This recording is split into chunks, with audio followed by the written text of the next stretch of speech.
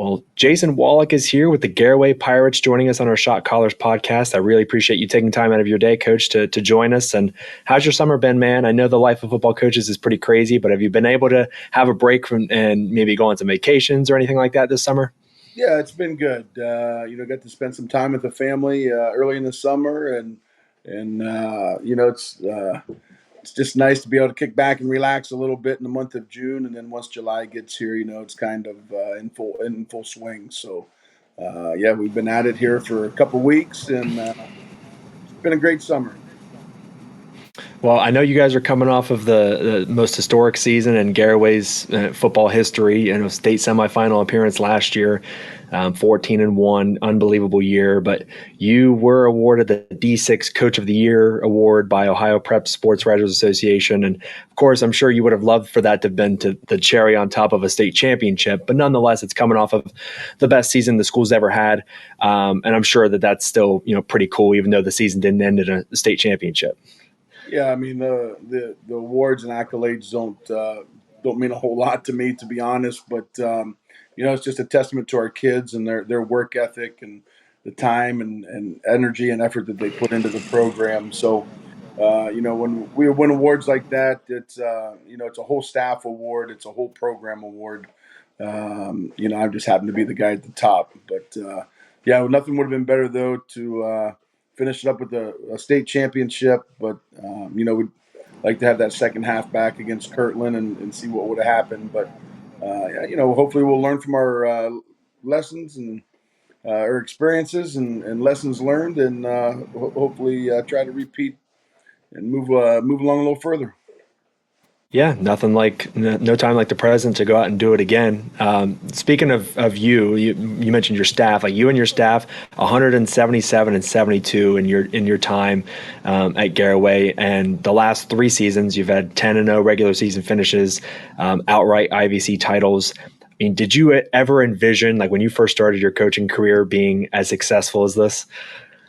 No, I mean, my second year we had 22 kids on our roster, and we were in a little bit of a lull there for a couple years. You go back to the mid and late 90s. Garaway football was pretty good, and then we had a couple down years, and then just took some time to rebuild, and we feel that we've been pretty successful, and our kids have really bought into the program, and a winning culture, and the great thing is the kids know the expectations, they know our standards, and we have some great numbers, and kids are fighting for positions right now. But you look back, no, I don't think anybody would have. I can tell you this, Will. 24 years ago when I started, and then once I started having kids, I never imagined coaching my own kids, to be honest. So, uh, I've had a few wins on the way through. I'm sure that's probably the most special part of it all. Is bigger than any championship you could ever win. Wins, losses doesn't matter. Like being able to coach your kids is probably something that's pretty special, and not a lot of people get that opportunity. Yeah, I mean the last 3 years have been really special. Really, the last 5 years, when my nephews started playing for me back in 2018 or 19, I believe it was. Well, I guess it would have been uh, 2020. I think maybe 19 or 20, whatever that was. You start showing up every day, and your relatives are now part of the program, and it makes it a little bit more special. And then to watch Jace grow up, on the sidelines with us all the time, and be that little nagging water boy to everybody, and squirting water on them, and driving the kids crazy. Now he's still driving the kids crazy. He just happens to be a senior, but it's been really special to watch him grow up around the program, and now have the opportunity to coach him. Do you coach those guys a little bit harder, knowing that they're family members, and you kind of there's certain buttons you can push?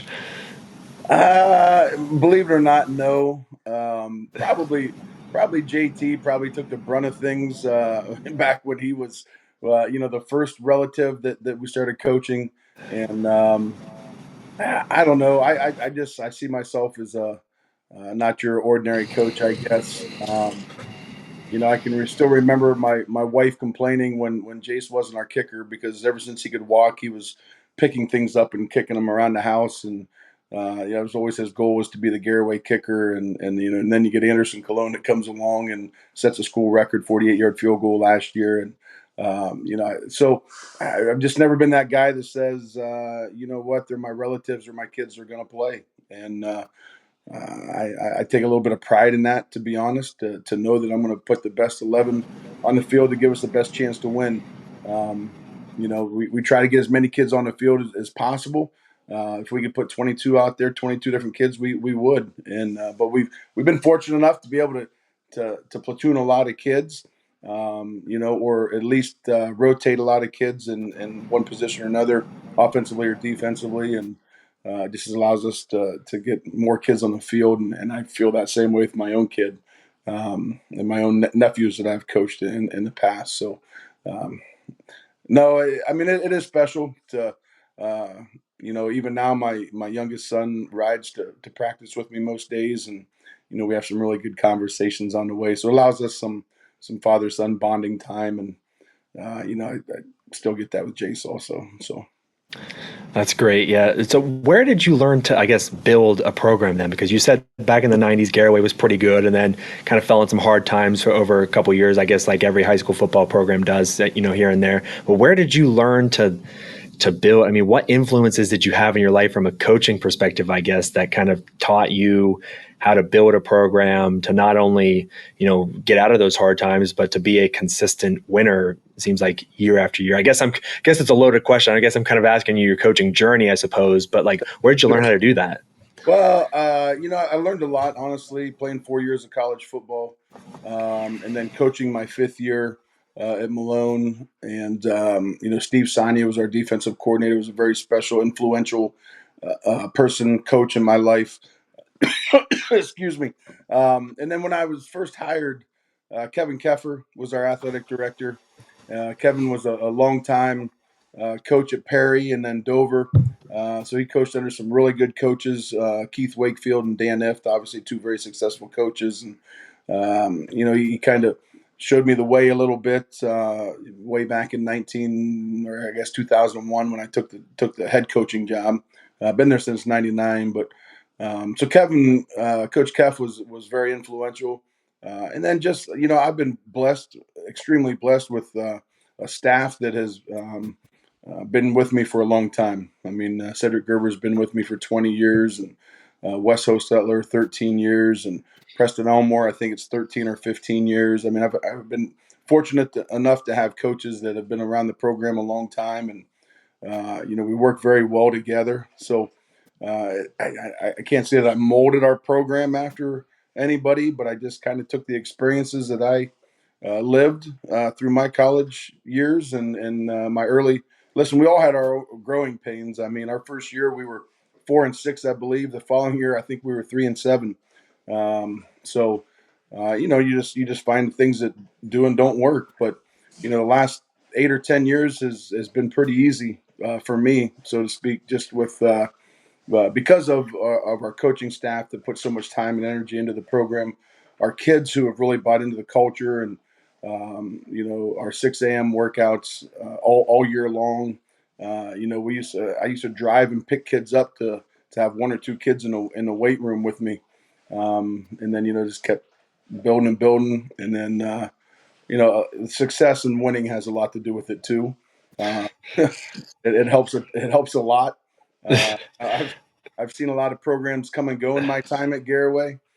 Some programs that weren't very good have become very good, and some programs that were very good have struggled the last few years. So it's a cycle. Right now, we're just fortunate to have a great group of kids and a great school system that really loves football, and a community that supports us. And all those things help. They say winning cures all. It makes everything way easier when you're winning. Everything looks fine and dandy when you're winning games. So I don't know about everything, but yeah, I mean it definitely helps. But it probably helps everything but the blood pressure and the stress level. That's fair enough. Yeah, fair enough. So let's talk about your team this year then, because now it's year two with Brady Geibel, your quarterback, in your system. He transferred in last year and just fit right in. I mean, just fit like a glove. It was just seamless, and obviously led you guys to the best record you've ever had and the furthest tournament run you've ever had. But what's he looked like in year two this summer, in your eyes? Brady looks a lot more comfortable. Just coming into the new system last year. Had to learn our system and learn our terminology, learn our expectations, learn a new coaching style. He knows what to expect this year. He's been a great leader for us in the off season, with kids getting together all year long. Meeting at the field, throwing. Um, it's He spent a lot of time at camps and personal trainers, and great leader in the weight room. So we're we're blessed to have him back for another year for sure. And then you have Dylan Sunland back in the backfield. You did lose Jensen Garber though, so I guess two of your three like key skill guys are back in Geibel and Sunland. But your expectations for Sunland, and then I guess who's Brady going to be throwing the football to this year too. Yeah, again, I'll talk about Dylan just because he's a tough kid. Dylan had an unfortunate injury the very first play of his freshman year in a freshman game against West Holmes 4 years ago. Missed his whole freshman year, but the kid fought his tail off to get back and become a starter for us as a sophomore. And again, last year had a great year as a junior. Again, a weight room guy, the hardest weight room guy, our strongest kid, pound for pound. Um, Tremendous work ethic, comes from a wonderful family that supports him and supports our program. And yeah, we're really excited about Dylan and this year. See what he can do this year. Brady's got a great core of receivers that I just feel are. We've got a couple kids that are ready to step in and be contributors. We've got some kids who are fighting for other positions to fill out. Our five receivers when we're empty. Dylan will be one of those. So our four other guys. You got Bronson Speedy back, who played all year last year for us. So, uh, we're excited about our younger kids. We're excited about our junior class. Got a really nice senior class. Like I said, we're blessed to have 66 kids on the roster, and um, the great thing is our kids all know our expectations. They all know our standards, whether it's offensively or defensively, and yeah, yeah, just excited about the year and some watching kids grow and develop and get better from week one to wherever we may be. Yeah, definitely. Now, your defense was great last year too. Forced a lot of turnovers, and a big part of that, a big key, was Jackson Reifenschneider. Who, I mean, we talked last year. He's just an incredible story, and he graduates. And I mean, what a way to finish his career. As a senior, coming back from everything that he battled. But I guess who replaces him, and who are some standout guys that you've seen so far this summer that are going to look really good on your defense come week one? Well, it's early, and again, we've got a lot of kids who are fighting for those positions. So we lost six of our front seven, all three of our defensive linemen. So we got a nice core group of kids who are working hard. We'll find out who ends up putting their foot ahead of other people, so to speak. And but we are, and, in the past, the last few years, our defense has been ahead of our offense going into the season to start. We feel this year, right now, at this point, on August, whatever today is, August 7th, that we're probably a little bit ahead offensively, just because we have so many more returning starters offensively than we do defensively. But we feel, we've got 6 or 7 kids, that can rotate and give us some time up front defensively. And it all starts there. If we can't get penetration, if we can't get player gap responsibility, and fly around and play quick to the ball and create turnovers, and give ourselves somewhere to stand and make the opponent snap the ball again, it could be a long year for us. But again, our kids know our expectation. They know the standards of getting a shutout each week. That's our goal. We used to have goals of holding opponents to 10 points or less, and now it's shutouts. And Coach West, our defensive coordinator, is not happy if we don't get shutouts, and rewards them when we do. So, Hmm. but no, we're excited about the front three. It's going to be a challenge because again, we don't have a whole lot of experience up there. So, but we've got some kids who I feel can play the game and will play hard and give us a chance to win. Now, what's coming up the next couple of weeks before you approach week one, like scrimmage wise? I'm sure there's probably going to be some stops along the way that you make just to kind of see exactly what you have and see who will step into those starting spots, over the next couple of weeks. Yeah, thankfully we do have a couple scrimmages. We'll scrimmage Saturday against Riverview, and then, or excuse me, no, Saturday against Cambridge. Our week one game is against Riverview. So we'll scrimmage Cambridge this Saturday, and then next week we'll have our hands full and find out where we're at when we scrimmage down at St. Clairsville. But that's why we scrimmage. That's why we feel that we scrimmage two pretty good teams. And obviously St. Clairsville has been very successful the last few years. Cambridge has been really good. Struggled a little bit last year, but we're really good a couple of years before that. So we'll find out real quick who can and can't play for sure. And then we open up week one at home against Riverview. Nice. Yeah, I was just say Cambridge maybe didn't have the best year last year, but their offense was explosive. I mean, they put up points in bunches last year. They just needed a little bit of help on defense. But that's going to be really exciting for you guys, and I'm really excited to see how the season turns out for you guys. And hopefully, it's 4 10-0 seasons in a row, and it's 4 IVC outright titles in a row, and hopefully, it's not ending at a state Final Four. It's getting to the state championship. But yeah, and that's our goal. That's the goal this year. Someone just asked me the other day, what's your realistic expectation? And then that's our goal. We want to play in Columbus, play in Canton in December.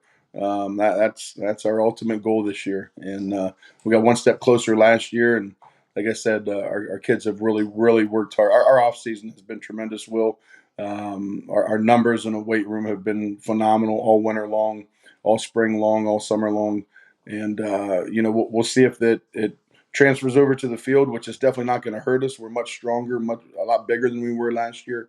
But that doesn't mean that we're going to win more football games. So, but we're excited to find out how those guys end up playing. yeah, well, it's almost here, Coach. But I appreciate you taking time out of your day to hop on a pod for a few minutes, man, and just hype up Garaway football, coming off the amazing year you had last year. But thanks again, man. It's a lot of fun. Hey, appreciate it. Thanks a lot, Will.